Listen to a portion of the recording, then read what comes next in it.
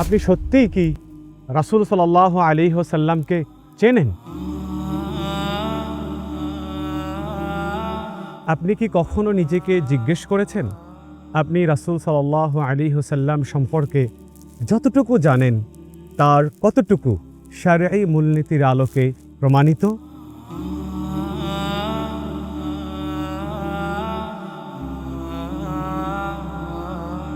বিভিন্ন সিরাত গ্রন্থের ঐতিহাসিক ব্যাখ্যাগুলো কি শারঈ বৈশিষ্ট্যসমূহের সাথে সামঞ্জস্যপূর্ণ?